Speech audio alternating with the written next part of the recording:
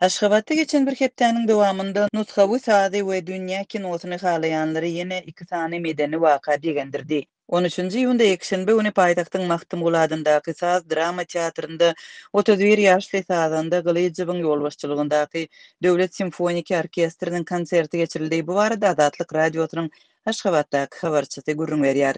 Meşhur türkmen sazandasynyň ýolbaşçylygynda geçirilen Klasika dünýäsine seýahat adly konsertde dünýä we türkmen kompozitorlarynyň eserleri ýerine ýetirildi. Orkestr meşhur kompozitor Recep Rejepowyň awtorlygyndaky orkestr bilen gaboý üçin konsert eserini ýerine ýetirdi. Türkmenistanyň halk artisti Recep Rejepow şu ýylyň ýanwar aýynda Aşgabatda 76 ýaşynda aradan çykdy. Onuň ýogalmagynyň sebäbi koronavirusdy. Ýekşembe güni geçirilen konsertde dünýä aýdymsaz klassiklary Wolfgang Mozart'ın Figaro'nun Nikahı ve Claude Debussy'nin klarnet ve orkestr üçin Rapsodia adlı eserleri hem yerine getirildi. Sergey Rachmaninowyň 2-nji simfoniya, mi minor 2-nji we 3-nji bölekleri, Pyotr Tchaikovsky'nin Romeo ve Julieta uvertürasy eşitdirildi. Azatlyň habarçysynyň söýlerine görä konsertiň geçen jaý tomoşaçylardan doludy we programmanyň ahirinde tomoşaçylar konserti ýerine ýetiren saz toporuny uzak wagtlap el çarpmak bilen sahnadan goýbermedi. Sazandalar lapy keç etmediler we hökmany bonus hökmünde Pyotr Tchaikovsky'nin Şylkunçyk baletinden bir bölegi ýerine ýetirdiler diýip konsertde gatnaşan paýtaxt ýaşaýjysy görüň berdi. Geçen hepde ýaş sazandalaryň kamera orkestri Rasul Gylýejewiň ýolbaşçylygynda ýene-de tomoşaçylaryň doly zalyny ýygnady. 6-njy ýylda ýaş kollektiv dünýä kinosynyň muştaklaryny Mahtum Guly teatryna toplady we Big Charles Chaplin'in ilkinji doly formatly rejissörlük eseri bolan Körpe adly filminiň 100 ýyllygy münasibetli konsert geçirdi.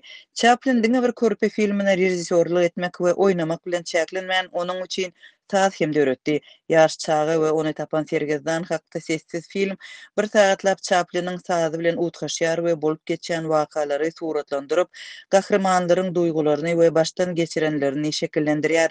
Azatlyň habarçysy filmiň ýubiley görkezilişine ýaş türkmen sazandalarynyň muny usatlyk bilen ýerine ýetirenligini gurrun berýär.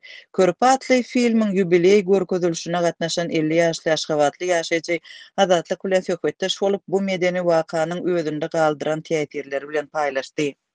Filmdäki titrlerde Chaplin'in özi seredip gülüp ağlarsyňyz diýdi. Tomoşaçylar doğrudanam hem güldüler hem de göz ýaş dökdüler. Akdyklary we çagylary bilen bilelikde gelen tomoşaçylar ýene güldüler.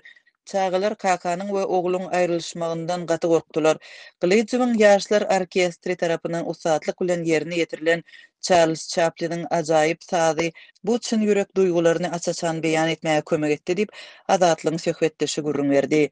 Film görkezilenden soň ýaşlar orkestri Charlie Chaplin'in başga bir ajaýyp eseri Şeher çyralary adly filminden ýylgyratly eserini ýerine ýetirdi. Soňky aýlarda türkmen paýtagtynda aýdymsaz çäreleri ýygyderli geçirilip doly zallar ýygnaldy. Gylýjewiň ýaşlar kamera orkestriniň çykyşy bu çäreleriň köpüsini bededi. 31 ýaşly Rasul Gylýejew 2007-nji ýylda 17 ýaşyndaky ýaş sazandalar toporuny ýygnady. Ýaşlar kamera orkestriniň may aýyndan soňky çykyşlarynyň birine tomoşaçy bolan Aşgabatly muny şeýle suratlandyrdy. Rasul Gylýejew da töwereginde ütköşük adamlary ýygnamak we olara üstünlüge ilham bermek üçin seýrek bir dehin bar.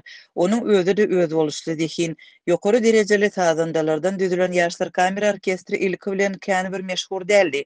Emma indi onuň konsertleri iňňen meşhur geçär diýip paýtaktly aýdymsaz muştagy Azatlyk bilen söhbetdeşlikde öz pikirini paýlaşdy.